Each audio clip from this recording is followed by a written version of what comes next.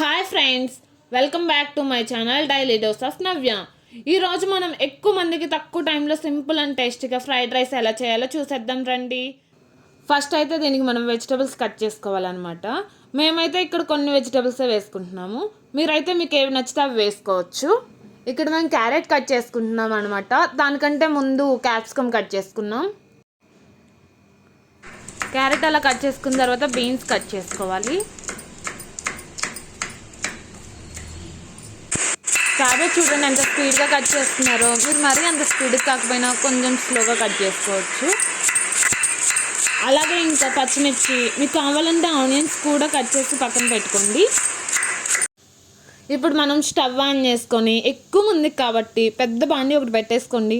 అందులో ఆయిల్, ఇంకా ముందుగా మనం కట్ చేసి పెట్టుకున్నాం కదా vegetables like carrot, cabbage, green chilli, capsicum అన్నీ బాండీలో వేసుకొని బాగా కలిసేలా తిప్పుకోండి.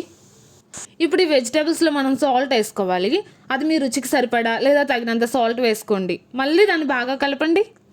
ఇప్పుడు ఈ వెజిటేబుల్స్ కొంచెం ఫ్రై అయ్యేలోపు రైస్ చల్లగా చేసుకోవాలి. ఫ్రైడ్ రైస్ కోసం రైస్ ఎలా ఉండాలంటే అతుక్కోకూడదు.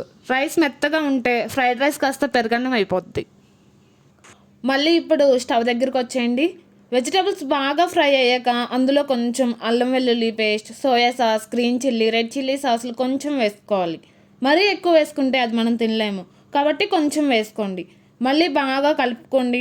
అందులో కొంచెం మిరియాల పొడి కూడా వేసుకోండి. ఇప్పుడు ఈ సాస్లో ఉండే ఫ్లేవర్స్ ఇంకా సాల్ట్ ఇవన్నీ వెజిటేబుల్స్కి బాగా పట్టేలా ఫ్రై చేసుకోవాలి. అప్పుడే ఈ ఫ్లేవర్స్ మనం రైస్ వేసిన తర్వాత రైస్కి యాడ్ అవుతాయి అన్నమాట. అలా ఫ్లేవర్స్ అన్నీ రైస్కి పడితేనే టేస్ట్ చాలా బాగుండిద్ది.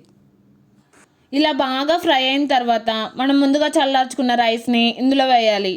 ఇక్కడ మనం ఎక్కువ రైస్ వేసుకుంటున్నాం కాబట్టి మొత్తం ఒకేసారి కాకుండా కొంచెం కొంచెం వేసుకోండి వీడియోలో చూపించినట్టు.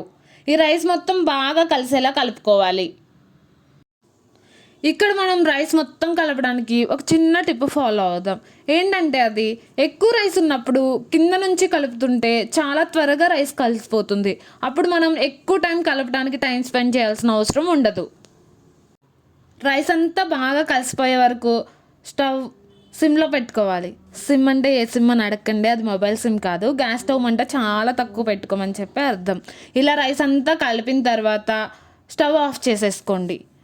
ఫైనల్లీ మన వెజ్ ఫ్రైడ్ రైస్ అయితే రెడీ అయిపోయింది.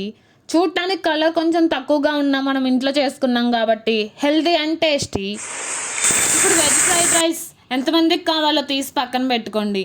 ఎందుకంటే మనం ఎగ్ ఫ్రైడ్ రైస్ కూడా ఈ రైస్తోనే చేయబోతున్నాం కాబట్టి. ఇప్పుడు మనం ఎగ్ ఫ్రైడ్ రైస్ చేసేసుకుందాం రండి. ఎగ్ ఫ్రైడ్ రైస్ కోసం ముందుగా ఒక కళాయిలో ఆయిల్ వేసుకొని ఆయిల్ హీట్ అవ్వనివ్వాలి.